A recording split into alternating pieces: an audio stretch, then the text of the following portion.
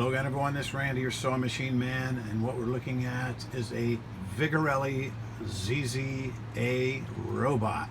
And this is probably 50s, 60s. I'm just guessing. But this was back during what they called the Zig Zag wars, if my memory serves me.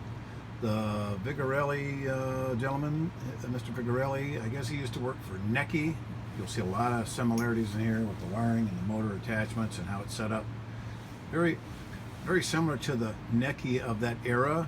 This is supposedly one of the first ones that had the built-in cam stack in the back. You unscrew the back and the whole cam stack comes out. It has a bunch of decorative stitches and they're all built in, kind of like the Singer 401A.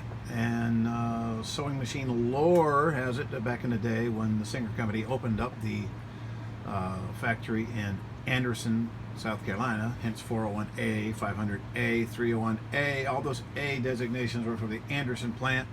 The folklore that, I got back in the day was that the Singer company went to Europe and they lured away, did some headhunting, and got a engineer or two from Bernina and from Vigorelli and from Necchi and from Pfaff, and brought them over and had them build that freestanding, build the best sewing machine ever was their mandate, and I think they did it with the 400 series of Slantomatics and those.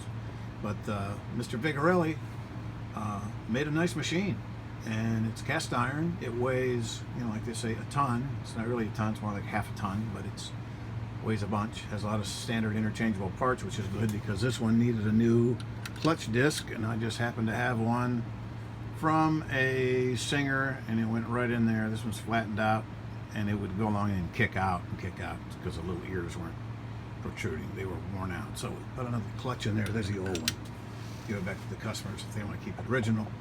But it is quirky because it has a side slide plate, but it's a front load machine, just like the Singer 306. So you can see why there was a big federal case. Everybody sued everybody, and it all sorted out who got the money and who got this and who got the patents. But Vigorelli had this one, Bernina had theirs, Singer had theirs, Pfaff had theirs, and everybody went to court and they got it sorted out. But this was Vigorelli's version of the early, now ZZA, I was told by an Italian friend of mine, a Zig Zag automatic, what ZZA means, but that could be right. Sounds good, ZZA. But this is the Vigorelli ZZ robot, and I guess it's robot because it does the stitches automatically just by setting it on the different stitch, and it does it on different decorative stitches is all it does really. But it's a quality little machine, and it'll run like a house of fire. It's got a fraction horsepower motor, and it will scoot. Let me get the gas pedal going here. It'll zip along. It's an interesting little machine. It's got the same color scheme as early Elnas in Europe. But if you like an old one, if you're a collector, I imagine you want to have one of these so you can round out your collection. You like having a car collection and not having a Lamborghini, it's got to be Italian. So, nice little machine. I don't know how practical it would be. It's kind of ornery and cantankerous, but got it going, and it's going to make a nice machine for the fellow who has it, and it makes a nice stitch. The stitch is just really nice.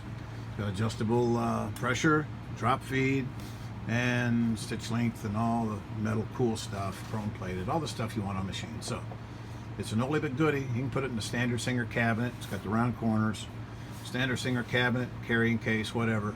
But it'll make a nice machine for, I think he has very little in it, but it's worth a good deal. So the Vigorelli ZZA robot.